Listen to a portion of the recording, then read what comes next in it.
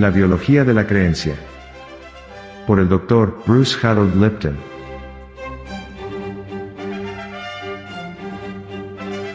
Prólogo.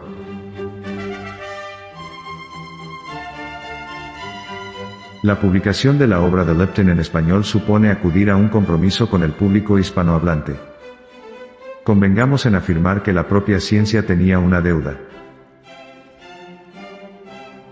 Para el sector especializado, el Dr. Bruce Lipton es un conocido biólogo molecular con estudios acreditados en el campo de la clonación de células madre.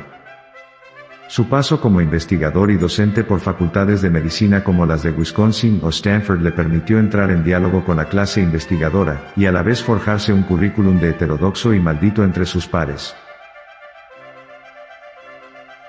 Las diferentes disciplinas científicas tienen modos diversos de estigmatizar a los investigadores que nadan contracorriente.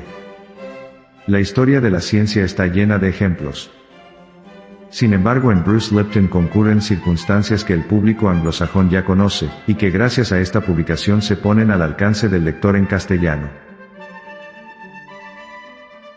Estas circunstancias no son ni más ni menos que la apertura de horizontes, la no claudicación ante las verdades dogmáticas que en el nombre de la ciencia se acuñan, el cambio de paradigma para erradicar errores perpetuados por la ortodoxia, el diálogo permanente sin la exclusión de hipótesis de trabajo que pueden llegar a negar las creencias en las que se sustentan aparentes verdades irrevocables. El salto cualitativo se produce cuando quien propone esta apertura es un acreditado científico que expone sus datos, libres del corsé de la creencia oficial. Es el resultado de varias décadas de investigación, y de diálogo con el sector oficial que no está dispuesto a reconocer interlocutores que nieguen sus premisas. Uno de los valores de este libro es que el propio lector puede asistir de un modo cercano, sin la necesidad de ser un especialista en la materia, a dicho diálogo. La gran virtud es que este acercamiento se realiza sin renunciar a la profundidad de su análisis. La propuesta de la biología de la creencia contiene varios planos de acercamiento. El principal podría resumirse a costa de ser simplificador, en que la carga genética de todo ser viviente no solo no determina las condiciones biológicas en las que se va a desarrollar, sino que ni siquiera es el factor condicionante fundamental. Lo que le condiciona como organismo vivo es su entorno físico y energético. Este golpe definitivo al darwinismo oficial no se expone de un modo dogmático, sino que se plantea como la confirmación de las hipótesis de trabajo que pasan por el estudio del núcleo y la membrana de las células, de los presupuestos desde los que el correspondiente órgano que debería regir sus actividades, el cerebro, no actúa como tal desde el lugar en el que se había dado por sentado. El conocimiento no es más que una ficción que ha tenido éxito, ha declarado más de algún filósofo. La creencia sobre la que se basa la ciencia molecular queda al descubierto en esta magnífica puesta en escena de Lipton. Una segunda gran premisa es la necesidad de ajustar el microscopio electrónico a la dimensión de la comunidad que interactúa, y no solo al de la célula como ser aislado. Cuando seguimos a Lipton en su apreciación del ser pluricelular que adopta la cooperación para sobrevivir, deja atrás la evolución como acto competitivo en el que solo los más fuertes sobreviven. Son los organismos con mayor capacidad de trabajar de un modo conjunto los que logran esta meta.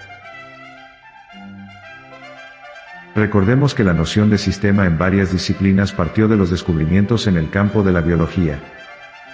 Sin embargo, desde la mística oriental hasta la física cuántica, en el organicismo de Platón, desde la economía hasta el campo jurídico, la idea de sistema ha encontrado su punto de anclaje en la consideración de la comunidad de elementos que interaccionan en la especialización del trabajo, y en la cooperación para la resolución de sus problemas.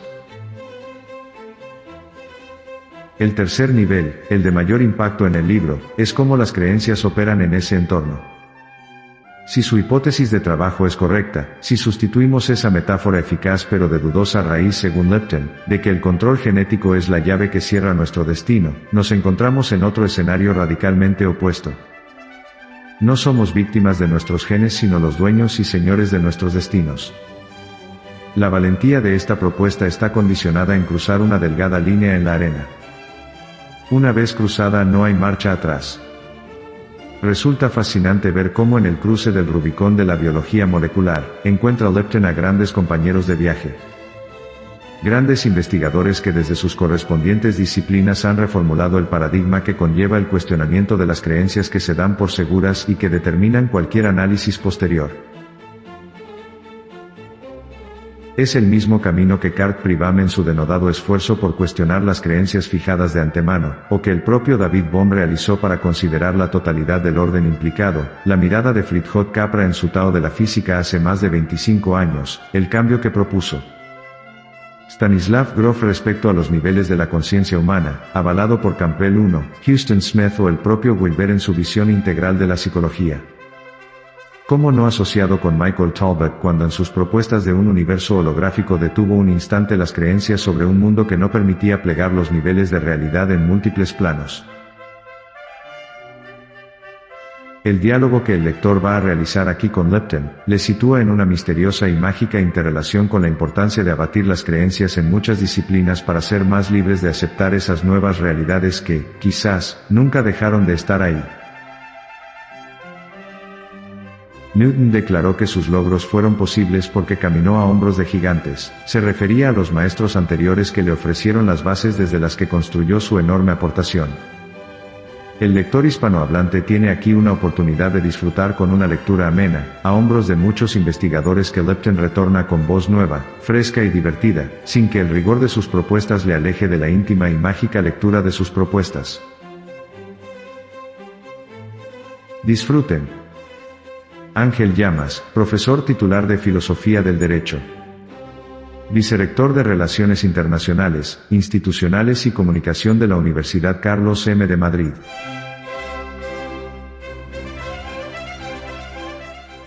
Prefacio.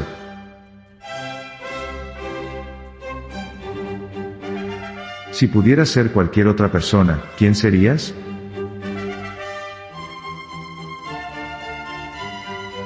Yo solía pasar una extraordinaria cantidad de tiempo haciéndome esa pregunta. Estaba obsesionado con la idea de cambiar mi identidad, porque deseaba ser cualquiera menos yo. Había tenido bastante éxito como biólogo celular, y como profesor en la Facultad de Medicina, pero eso no compensaba el hecho de que mi vida personal podía calificarse, en el mejor de los casos, como desastrosa. Cuanto más intentaba encontrar la felicidad y la satisfacción, más insatisfactoria e infeliz era mi vida. En mis momentos más introspectivos, me daban ganas de rendirme a esa vida de infelicidad. Llegué a la conclusión de que el destino me había dado malas cartas, y que lo único que podía hacer era jugarlas lo mejor posible. Una víctima de la vida. ¿Qué será? Será.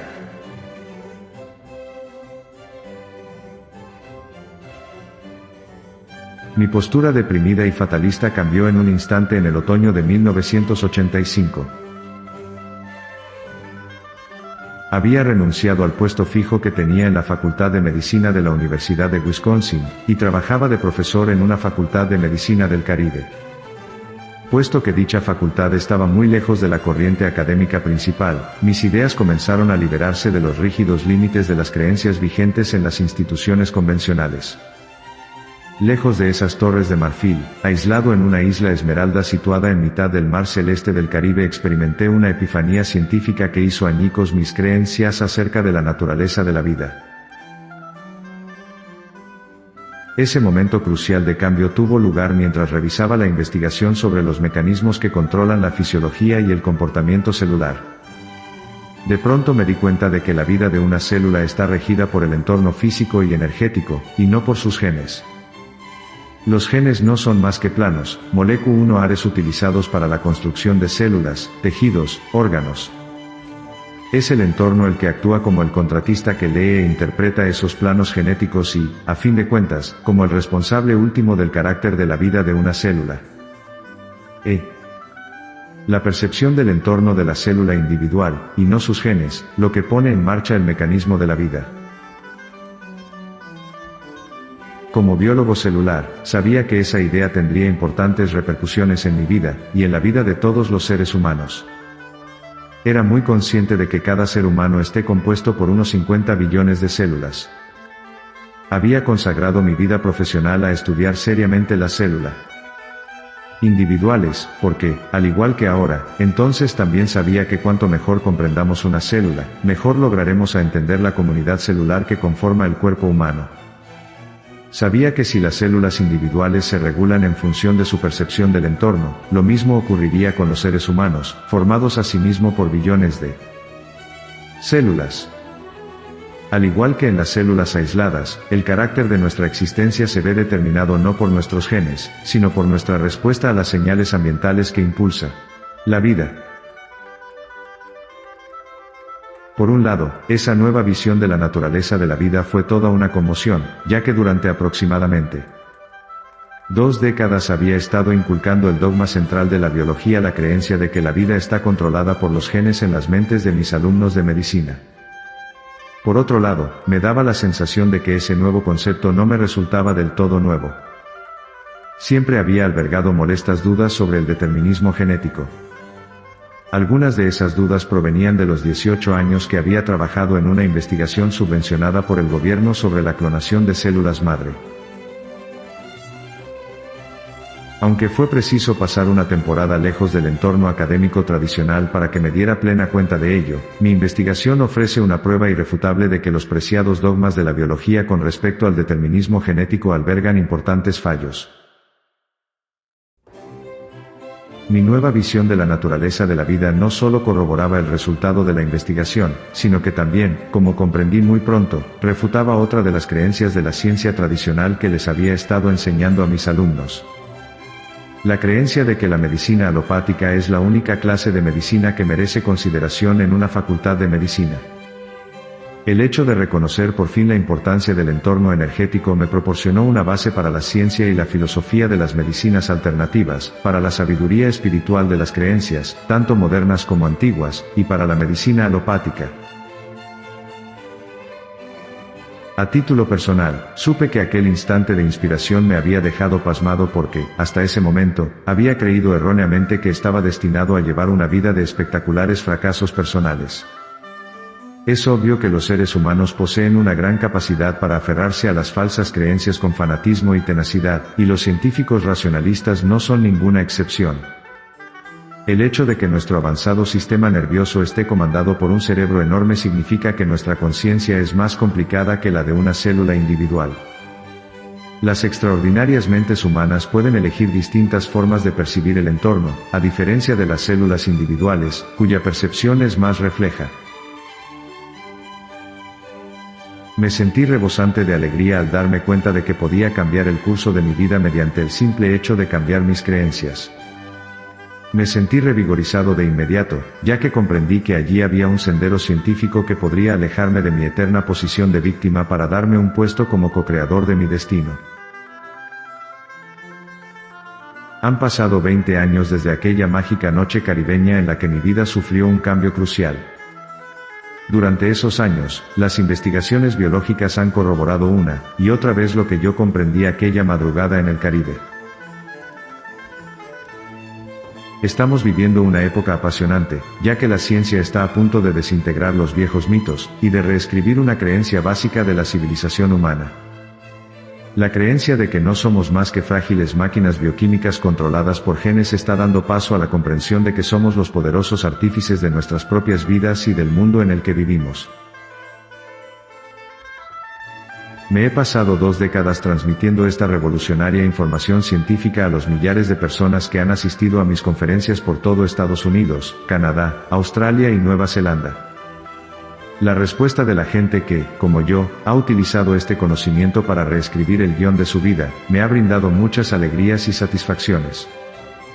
Como todos sabemos, el conocimiento es poder y, en consecuencia, el conocimiento de uno mismo supone una mayor capacidad de actuación. Ahora te ofrezco esta importante información en la biología de la creencia. Espero de todo corazón que seas capaz de comprender cuántas de las creencias que impulsan tu vida son falsas y autolimitadas, y que te sientas motivado a cambiar dichas creencias. Puedes recuperar el control de tu vida, y encaminarte hacia una existencia sana y feliz. Esta información es poderosa. Sé que lo es. La vida que me he forjado utilizándola es mucho más plena y satisfactoria, y ya no me pregunto a mí mismo, Si pudieras ser cualquier otra persona, ¿quién serías?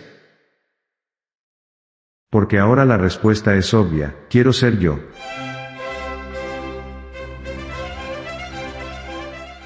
Introducción.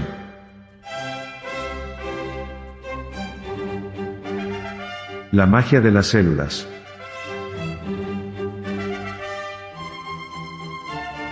Tenía 7 años cuando me subí en una cajita en la clase de segundo de la señora Novak, una cajita lo bastante alta como para permitirme colocar el ojo derecho sobre la lente de un microscopio. Para mi desgracia, estaba demasiado cerca y no pude ver más que un círculo de luz borrosa. Al final me calmé lo suficiente como para escuchar que la profesora nos ordenaba que nos alejáramos del ocular. Y fue entonces cuando ocurrió, ese hecho tan importante cambiaría el curso de mi vida. Un paramesio apareció nadando en el campo de visión. Me quedé fascinado. Las estrepitosas voces de los demás niños quedaron amortiguadas, al igual que los característicos olores escolares. El de los lápices recién afilados, el de las ceras nuevas y los estuches de plástico de Roy Rogers. Permanecí inmóvil, hechizado por el extraño mundo de esa célula que, para mí, resultaba más excitante que los efectos especiales realizados por ordenador de las películas de hoy en día. En la ingenuidad de mi mente infantil, no consideré a ese organismo como una célula, sino como una persona microscópica, un ser capaz de pensar y sentir. Más que moverse sin rumbo, ese organismo microscópico unicelular parecía tener una misión, aunque no llegaba a comprender qué clase de misión era la suya. En silencio, contemplé por encima del hombro al paramesio, y observé cómo se desplazaba afanosamente por el fluido de algas. Mientras estaba concentrado en el paramesio, el largo pseudópodo de una ameba larguirucha comenzó a entrar en el campo de visión. Mi visita al mundo liliputiense llegó a su fin justo en ese instante, cuando Glenn, el abusón de la clase, me empujó para bajarme de la caja, reclamando su turno al microscopio. Traté de llamar la atención de la señora Novak con la esperanza de que el mal comportamiento de Glenn me diera un minuto más para disfrutar con el microscopio, y con lo que en él podía observar. Pero no faltaban más que unos minutos para el almuerzo, y los demás niños de la fila exigían a gritos su turno. Justo después de la escuela, corrí a casa y, emocionado, le conté a mi madre mi aventura microscópica.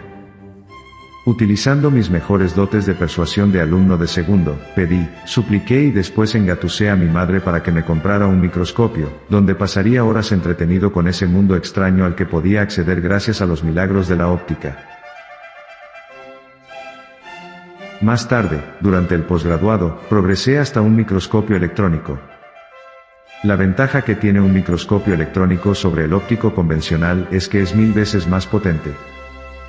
La diferencia entre ambos microscopios podría compararse con la que hay entre los telescopios de 25 aumentos utilizados por los turistas para observar el paisaje y el telescopio orbital Hubble, que transmite imágenes del espacio exterior. Entrar en la sala del microscopio electrónico de un laboratorio es un ritual obligado para cualquier aspirante a biólogo. Se entra a través de una puerta giratoria negra, parecida a la que separa una cámara oscura fotográfica de las áreas de trabajo iluminadas. Recuerdo la primera vez que entré en la puerta giratoria y comencé a rotarla. Me encontraba en la oscuridad entre dos mundos, entre mi vida de estudiante y mi vida como investigador científico. Cuando la puerta completó el giro, me adentré en una enorme y oscura estancia, iluminada apenas por unas cuantas bombillas fotográficas rojas. Cuando mis ojos se adaptaron a la oscuridad reinante, me quedé sobrecogido por lo que vi ante mí. Las luces rojas arrancaban reflejos espectrales a la superficie reflectante de la gigantesca columna de acero de 30 centímetros de grosor que contenía las lentes electromagnéticas, y que se alzaba hasta el techo en mitad de la habitación. Extendido alrededor de la base de la columna, había un enorme panel de control. La consola parecía el panel de instrumentos de un Boeing 747, llena de interruptores, escalas luminosas e indicadores multicolores. Había un descomunal despliegue de gruesos cables, tubos de agua y líneas de vacío que irradiaban a modo de tentáculos desde la base del microscopio. El chasquido metálico de las bombas de vacío, y el zumbido de los circuitos de refrigeración del agua llenaban el aire. Me dio la impresión de que acababa de entrar en la sala de mandos de Luz Enterprise. Al parecer, era el día libre del Capitán Kirk, ya que el asiento que había frente a la consola estaba ocupado por uno de mis profesores que se hallaba inmerso en el complicado proceso de introducir una muestra de tejido en la cámara de vacío situada en el centro de la columna de acero. Con el paso de los minutos, comencé a experimentar una sensación que me recordó a la de aquel día en la clase de la señora Novak, cuando vi una célula por primera vez. A la postre, una imagen verde fluorescente apareció en la pantalla de fósforo. La presencia de las oscuras manchas celulares apenas se distinguía en las secciones de plástico, cuyo tamaño se veía aumentado alrededor de 30 veces. Después se incrementó el aumento, una muesca cada vez. Primero 100x, después 1000x y, por último, 10.000x. Cuando por fin alcanzamos la velocidad estelar, se había aumentado unas 100.000 veces el tamaño original de las células. Estábamos de verdad en Star Trek, pero en lugar de haber entrado en el espacio exterior, nos dirigíamos al espacio interior, un lugar en el que ningún hombre había estado antes. En un momento dado estaba observando una célula en miniatura, y segundos después estaba adentrándome en su arquitectura molecular.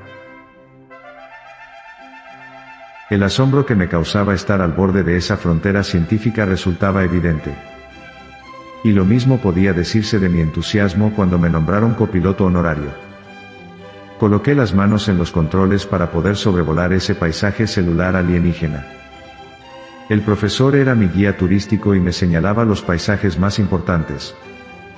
Ahí tienes una mitocondria, aquello es el aparato de Golgi, y más allá se encuentra un poro de la membrana nuclear, esto es una molécula de colágeno y eso un ribosoma. La mayor parte de la excitación que sentía se debía a que me veía como un pionero atravesando un territorio nunca visto por ojos humanos. Aunque el microscopio óptico me hizo considerar las células como criaturas conscientes, fue el microscopio electrónico el que me situó cara a cara con las moléculas que constituyen la base de la propia vida. Sabía que enterradas en la arquitectura celular había pistas que podrían proporcionarme una nueva visión de los misterios de la vida. Durante un breve instante, los binoculares del microscopio se convirtieron en una bola de cristal, y vi mi futuro en el siniestro resplandor verde de la pantalla fluorescente. Sabía que iba a ser un biólogo cuyas investigaciones se centrarían en escudriñar cada matiz, más allá de la estructura celular, para llegar a comprender los secretos de la vida de una célula. Tal y como ya había descubierto durante el posgraduado, la estructura y la función de los organismos biológicos están íntimamente relacionadas. Al correlacionar la anatomía microscópica de la célula con su comportamiento, llegué a la firme conclusión de que había conseguido descubrir la naturaleza de la naturaleza. A lo largo del posgraduado, de las investigaciones del doctorado y de mi carrera como profesor en la Facultad de Medicina, utilicé todas las horas que pasaba despierto para explorar la anatomía molecular de las células. Porque el secreto de sus funciones se hallaba enterrado en el interior de la estructura celular. Mi búsqueda de los secretos de la vida me condujo hasta una investigación profesional que punto centrado estudiaba el comportamiento de las células humanas donadas que se desarrollan en medios de cultivo. 10 años después de mi primer encuentro con un microscopio electrónico, tenía un puesto fijo como profesor académico en la prestigiosa Facultad de Medicina de la Universidad de Wisconsin, era mundialmente conocido por mi investigación sobre la donación de células madre, y había sido galardonado por mis dotes como educador. Utilicé microscopios electrónicos cada vez más potentes que me permitieron realizar viajes tridimensionales parecidos a los del TAC, tomógrafa axial computerizada, a través de distintos organismos, llegué a ver las moléculas que conforman la base de la vida. Aunque mis herramientas eran más sofisticadas, mi visión no había cambiado. Siempre he mantenido la misma convicción que tenía a los 7 años de que la vida de las células que estudiaba tenía un propósito. Por desgracia, no creía que mi vida tuviera propósito alguno. No creía en Dios, aunque debo confesar que en ciertas ocasiones consideraba la posibilidad de que existiera un Dios con un afilado y perverso sentido del humor. Después de todo, yo era un biólogo a la antigua usanza, para quien la existencia de Dios es una interrogante innecesaria. La vida es la consecuencia de la casualidad, de dar la vuelta a una carta favorable o, para ser más preciso, del lanzamiento azaroso de los dados genéticos. Desde los tiempos de Charles Darwin, el lema de nuestra profesión ha sido: ¿Dios? No necesitamos a ningún Dios apestoso. No es que Darwin negara la existencia de Dios. Sencillamente afirmaba que la casualidad, y no la intervención divina, era la causa responsable del carácter de la vida en la Tierra. En el libro que escribió en 1859, El origen de las especies, Darwin afirmó que los rasgos individuales se transmiten de padres a hijos. Sugirió que eran los factores hereditarios transferidos de padres a hijos los que controlan la vida de un individuo. Esa idea logró que los científicos se embarcaran en un frenético intento por diseccionar la vida hasta sus principios básicos, ya que pensaban que el mecanismo hereditario que controlaba la vida debía de encontrarse en la estructura de la célula. La búsqueda llegó a su memorable final hace 50 años, cuando James Watson y Francis Crick describieron la estructura y la función de la doble hélice de ADN, el material del que están compuestos los genes. Los científicos habían logrado por fin descubrir la naturaleza de los factores hereditarios sobre los que Darwin había escrito en el siglo XIX. La prensa sensacionalista pregonó a los cuatro vientos el nuevo mundo de la ingeniería genética, y su futura promesa de diseñar bebés, y de crear píldoras mágicas para el tratamiento de enfermedades. Recuerdo muy bien el enorme titular que acaparaba la portada ese memorable día de 1953. Se descubre el secreto de la vida. Al igual que la prensa amarilla, los biólogos se subieron al carro genético. Los mecanismos mediante los que el ADN controla la vida biológica se convirtieron en el dogma central de la biología molecular, y de ese modo se explicaban minuciosamente en los libros de texto. En la eterna controversia entre herencia y medio, el péndulo se había declinado hacia la herencia. En un principio se pensó que el ADN era el único responsable de nuestras características físicas, pero después comenzamos a creer que los genes también controlaban nuestras emociones y nuestro comportamiento. Así pues, si se ha nacido con un gen de la felicidad defectuoso, se debe esperar una vida infeliz. Por desgracia, yo mismo creí que era una de esas personas víctimas de un gen de la felicidad mutado o ausente. Me estaba recuperando de un implacable bombardeo de extenuantes puñetazos emocionales. Mi padre acababa de morir después de una larga y penosa batalla contra el cáncer. Yo era su cuidador principal y me había pasado los 4 meses anteriores volando cada 3 o 4 días desde mi trabajo en Wisconsin hasta su hogar en Nueva York. Después de pasar varias horas junto a su lecho de muerte, trataba de mantener el programa de investigación, dar clases y redactar una importante carta al Instituto Nacional de Salud para la renovación de la subvención. Además, me encontraba inmerso en mitad de un divorcio que por una parte era emocionalmente agotador y por otra, económicamente hablando, devastador.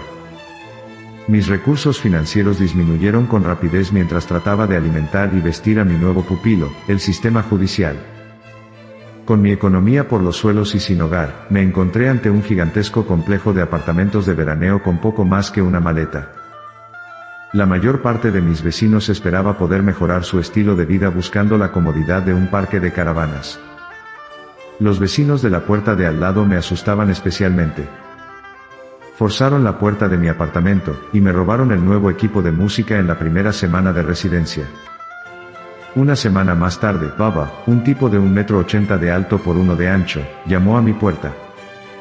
Mientras se hurgaba los dientes con una gigantesca uña, y sujetaba 1 litro de cerveza en la otra mano, Baba me preguntó si tenía las instrucciones de la pletina. Toqué fondo el día que arrojé el teléfono a través de la puerta de cristal de mi despacho e hice añicos el cartel de Dr. Bruce Lipton, profesor asociado de anatomía, Facultad de Medicina de la Universidad de Wisconsin, mientras gritaba: "Sáquenme de aquí". Mi arrebato se había debido a la llamada de un banquero, quien, firme y educadamente, me había dicho que no podía aprobar mi crédito hipotecario.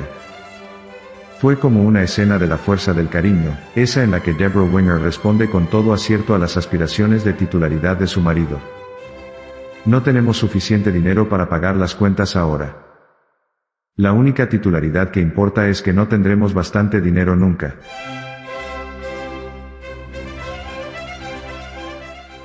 La magia de las células. Déjà vu.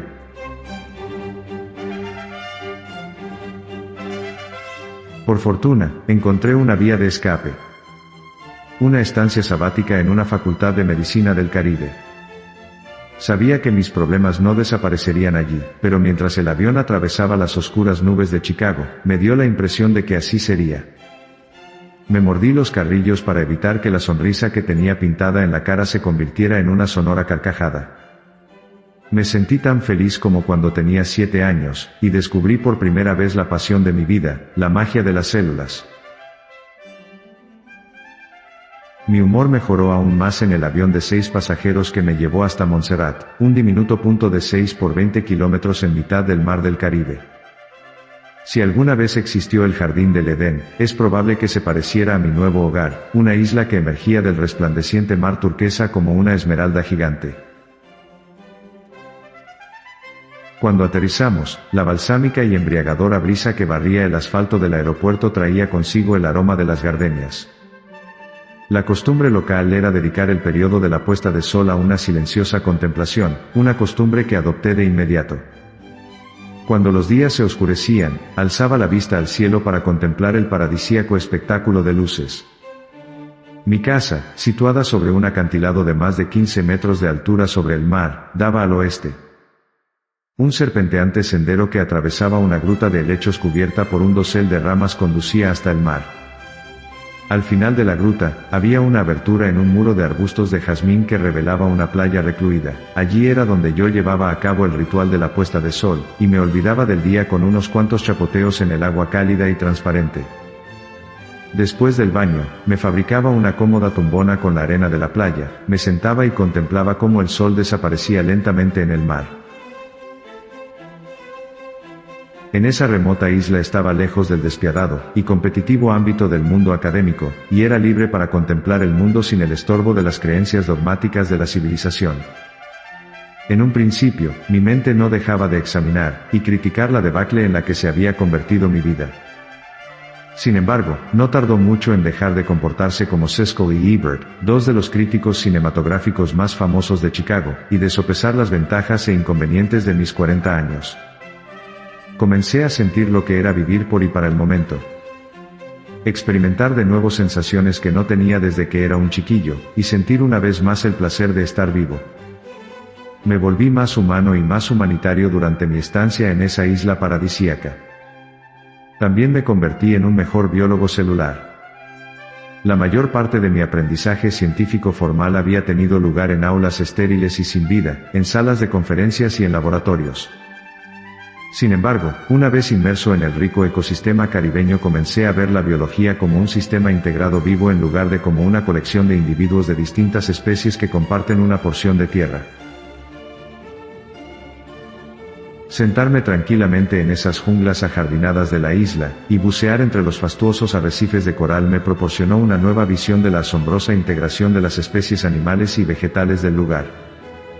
Todas vivían en un equilibrio delicado y dinámico, no solo con otras formas de vida, sino también con el entorno físico que los rodeaba.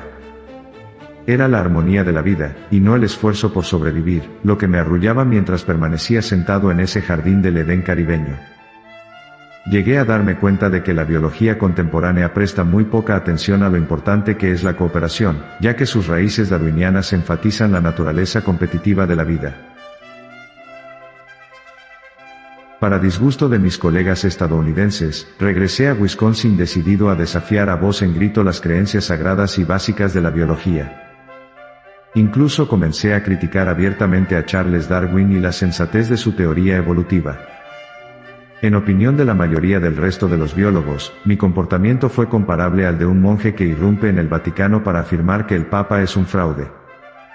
No es de extrañar que mis compañeros creyeran que me había caído un coco en la cabeza cuando renuncié al puesto fijo y, cumpliendo el sueño de mi vida de fundar una banda de rock and roll, me emolé en una gira musical. Conocí a Yanni, quien al final se convirtió en toda una celebridad, y produje un espectáculo láser con él. No obstante, comprendí muy pronto que tenías muchas más aptitudes para la enseñanza y la investigación que para producir espectáculos de música. Dejé a un lado la crisis de los 40, y renuncié al negocio de la música para volver al Caribe a enseñar de nuevo biología celular. Mi última parada en el mundo académico tradicional fue la Facultad de Medicina de la Universidad de Stanford. En aquella época ya me había convertido en un vehemente partidario de una nueva biología. Había llegado a cuestionarme no solo la competitiva versión darwiniana de la evolución, sino también el dogma central de la biología, la premisa de que los genes controlan la vida. Esa premisa científica tiene un error fundamental. Los genes no se pueden activar o desactivar a su antojo. En términos más científicos, los genes no son autoemergentes. Tiene que haber algo en el entorno que desencadene la actividad génica. A pesar de que ese hecho ya había sido postulado por la ciencia más vanguardista, los científicos convencionales, cegados por el dogma genético, se habían limitado a ignorarlo. Mi abierto desafío al dogma central hizo que me consideraran aún más un hereje de la ciencia. No solo era aspirante a la excomunión, sino que era candidato a ser quemado en la hoguera. Durante una conferencia que ofrecí mientras estaba en Stanford, acusé a los facultativos allí reunidos, muchos de ellos genetistas de prestigio internacional, de no ser mejores que los fundamentalistas religiosos por aferrarse al dogma central a pesar de las evidencias que demostraban que era erróneo. Tras mis sacrílegos comentarios, la sala de conferencias se convirtió en un hervidero de gritos de indignación que creí daría al traste con mi posibilidad de conseguir empleo. Sin embargo, mis ideas sobre la mecánica de la nueva biología demostraron ser lo bastante provocativas como para que me contrataran. Con el apoyo de ciertas eminencias científicas de Stanford, sobre todo con el del jefe del departamento de patología, el Dr. Klaus Bensch, me alentaron a profundizar en mis ideas, y a aplicadas a las investigaciones sobre células humanas donadas. Para sorpresa de todos los que me rodeaban, los experimentos apoyaron por completo la visión alternativa de la biología que yo postulaba. Publiqué 2 artículos basados en esa investigación y abandoné el mundo académico, en esta ocasión para siempre, Lipton, y otros. 1991-1992. Me marché porque, a pesar del apoyo que tenía en Stanford, sentía que mi mensaje estaba cayendo en saco roto. Desde mi marcha, nuevas investigaciones han refrendado mi escepticismo sobre el dogma central, y la supremacía del ADN en el control de la vida. De hecho, la epigenética, el estudio de los mecanismos moleculares mediante los cuales el entorno controla la actividad génica, es hoy en día una de las áreas más activas de investigación científica. La reciente importancia que se le otorga al entorno como regulador de la actividad génica era el núcleo de la investigación celular que yo llevaba a cabo 25 años atrás, mucho antes de que el campo de la epigenética existiera siquiera. Lipton milésima noningentésima 77, 1977 b. A pesar de que me resulta una actividad gratificante desde el punto de vista intelectual, sé que si estuviera enseñando e investigando en una facultad de medicina, mis colegas seguirían preguntándose sobre esos cocos, ya que en la última década me he vuelto aún más radical según los cánones académicos. Mi preocupación por la nueva biología se ha convertido en algo más que un ejercicio intelectual. Creo que las células nos muestran no solo los mecanismos de la vida, sino también una forma de llevar una vida rica y plena. Dentro de la torre de marfil de la ciencia, ese tipo de pensamiento me granjearía sin duda el estrafalario premio Dr. Dolittle al antropomorfismo o, para ser más exactos, al citomorfismo. Pensando como una célula, aunque para mí se trata de biología básica. Tal vez te consideres un ente individual, pero como biólogo celular puedo asegurarte que en realidad eres una comunidad cooperativa de unos 50 billones de ciudadanos celulares. La práctica totalidad de las células que constituyen tu cuerpo se parecen a las amebas, unos organismos individuales que han desarrollado una estrategia cooperativa para la supervivencia mutua. En términos básicos, los seres humanos no somos más que la consecuencia de una conciencia colectiva mediana. Al igual que una nación refleja los rasgos distintivos de sus ciudadanos, la humanidad debe reflejar la naturaleza básica de nuestras comunidades celulares.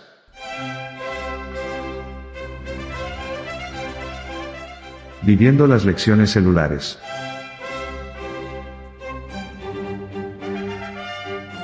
Utilizando estas comunidades celulares como modelos, llegué a la conclusión de que no somos las víctimas de nuestros genes, sino los dueños y señores de nuestros destinos, capaces de forjar una vida llena de paz, felicidad y amor. Probé mi hipótesis con mi propia vida a instancias de mis oyentes, quienes me preguntaban por qué mis ideas no me habían hecho más feliz. Y tenían razón. Necesitaba integrar mi nueva percepción biológica en mi vida diaria.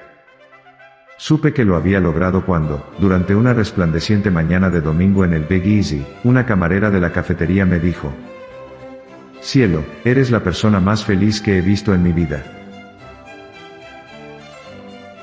Dime, muchacho, ¿por qué eres tan feliz?». Me quedé desconcertado ante su pregunta, pero de todas formas barboté: «Estoy en el paraíso». La camarera meneó la cabeza de lado a lado sin dejar de mascullar, y después procedió a tomar nota de lo que quería para desayunar. Pues bien, era cierto. Era feliz, más feliz de lo que había sido en toda mi vida.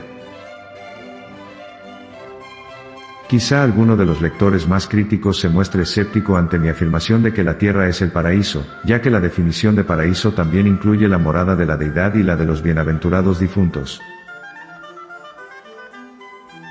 ¿De verdad creía que Nueva Orleans, o cualquier otra ciudad grande, era una parte del paraíso? Mujeres y niños harapientos sin hogar viviendo en callejones, un aire tan cargado que uno no sabe si las estrellas existen de verdad, ríos y lagos tan contaminados que solo inimaginables y espeluznantes formas de vida pueden habitados. ¿La tierra es el paraíso? ¿Acaso Dios vive allí? ¿Conoce él a esa deidad? Las respuestas a esas preguntas son: sí, creo que sí. Bueno, para ser totalmente sincero, debo admitir que no conozco a Dios por entero, ya que no os conozco a todos vosotros. Por el amor de Dios, hay unos 6.000 millones de personas en el mundo. Y si he de ser aún más sincero, tampoco conozco el nombre de todos los miembros de los reinos, tanto animal como vegetal, aunque creo que también forman parte de Dios. Parafraseando las imperecederas palabras de Tim Allen en su teleserie Un chapuzas en casa. Para el caro. ¿Acaso está diciendo que los humanos son Dios? Bueno. Pues sí. Y claro está que no soy el primero que lo dice. El Génesis dice que estamos hechos a imagen y semejanza de Dios. Sí, el racionalista que os habla está citando ahora a Jesús, a Buda y a Rumi. He vuelto al punto de partida, y he pasado de ser un científico reduccionista enfrentado a la vista a ser un científico espiritual. Estamos hechos a imagen y semejanza de Dios, y es necesario que volvamos a introducir el espíritu en la ecuación si queremos mejorar nuestra salud mental y física. Puesto que no somos máquinas bioquímicas indefensas, el hecho de zamparnos una pastilla cada vez que nos encontramos mal física o mentalmente no es siempre la respuesta. Los fármacos y la cirugía son herramientas poderosas cuando no se utilizan en exceso, pero la idea de que los medicamentos pueden curarlo todo es, en esencia, errónea. Cada vez que se introduce un fármaco en el organismo para corregir una función A, se alteran inevitablemente las funciones B, C o D. No son las hormonas ni los neurotransmisores producidos por los genes los que controlan nuestro cuerpo y nuestra mente, son nuestras creencias las que controlan nuestro cuerpo, nuestra mente y, por tanto, nuestra vida. Oh, vosotros, hombres de poca fe.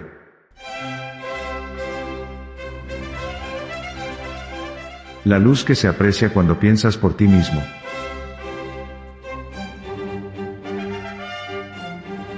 En este libro trazaré la proverbial línea en la arena.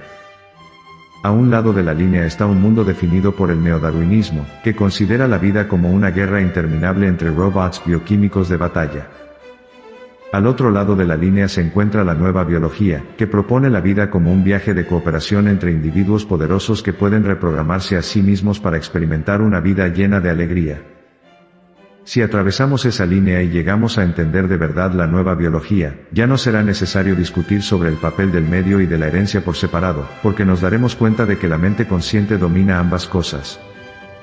Y creo que, cuando cruce esa línea, la humanidad experimentará un cambio tan profundo y paradigmático como cuando la realidad de que la Tierra era redonda irrumpió en una civilización plana. Los estudiantes de humanidades, a quienes tal vez les preocupe que este libro ofrezca una incomprensible lección científica, no tienen nada que temer. Cuando era profesor, me exasperaba el irritante traje de 3 piezas y también la asfixiante corbata, los zapatos de punta estrecha y las interminables reuniones, pero me encantaba enseñar. Y en mi vida postacadémica también he practicado mucho la enseñanza, he mostrado los principios de la nueva biología a millares de personas a lo largo y ancho del mundo. Gracias a esas conferencias, he perfeccionado mi presentación de la ciencia para poder explicarla con palabras comprensibles para todo el mundo, ilustradas con gráficos llenos de colores, muchos de los cuales he incluido en este libro. En el capítulo 1, explico lo que son las células inteligentes, y cómo y por qué pueden enseñarnos tantas cosas sobre nuestro cuerpo y nuestra mente. En el capítulo 2, expongo las evidencias científicas que demuestran que los genes no controlan la biología. También te presento los emocionantes descubrimientos de la epigenética, un nuevo campo biológico que está desentrañando los misterios de cómo el entorno, la naturaleza, influye en el comportamiento de las células sin alterar el código genético. Es un campo que está revelando nuevos problemas en la naturaleza de las enfermedades como el cáncer y la esquizofrenia. El capítulo 3 trata sobre la membrana celular, la piel de las células. Sin duda habrás escuchado mucho más sobre el ADN del núcleo celular que sobre su membrana. Pero la ciencia vanguardista proporciona cada vez más detalles acerca de la conclusión a la que llegué hace 20 años, que la membrana es el verdadero cerebro de las funciones celulares. En el capítulo 4 se habla sobre los abrumadores descubrimientos de la física cuántica. Estos descubrimientos tienen importantísimas implicaciones en la comprensión y el tratamiento de las enfermedades. No obstante, la medicina tradicional aún no ha incorporado la física cuántica a sus investigaciones ni en la enseñanza facultativa, lo que ha deparado unos resultados trágicos. En el capítulo 5 explico por qué he llamado a este libro La biología de la creencia. Los pensamientos positivos tienen un intenso efecto sobre el comportamiento y los genes, pero solo cuando estamos en armonía con la programación subconsciente. De igual modo, los pensamientos negativos tienen también un poderoso efecto. Cuando comprendamos que estas creencias positivas y negativas controlan nuestra biología, podremos utilizar ese conocimiento para forjarnos una vida saludable y feliz. En el capítulo 6 explico por qué las células y las personas necesitamos crecer y cómo los miedos impiden ese crecimiento. El capítulo 7 se centra en la educación consciente por parte de los padres. Como padres, tenemos que comprender el papel que desempeñamos a la hora de programar las creencias de nuestros hijos, y el impacto que esas creencias tendrán en sus vidas. Este capítulo es muy importante tanto si eres padre como si no, ya que como antiguo hijo, conocer la existencia de dicha programación, y sus consecuencias sobre nuestra vida resulta bastante revelador. En el epílogo, explico cómo mi visión de la nueva biología me llevó a comprender la importancia que tiene integrar los reinos de la ciencia y el espíritu, lo que supuso un cambio radical, dado mi pasado como científico agnóstico. ¿Estás preparado para utilizar tu mente consciente para crear una vida colmada de salud, felicidad y amor sin la ayuda de la ingeniería genética, y sin convertirte en un adicto a los medicamentos? ¿Estás dispuesto a escuchar una opinión distinta a la del modelo médico que considera el cuerpo como una máquina bioquímica? No es necesario que compres nada ni que tomes parte por un partido político. Solo tienes que dejar a un lado por un momento las creencias arcaicas que te inculcaron las instituciones científicas y los medios de comunicación para considerar la emocionante visión que ofrece la ciencia vanguardista.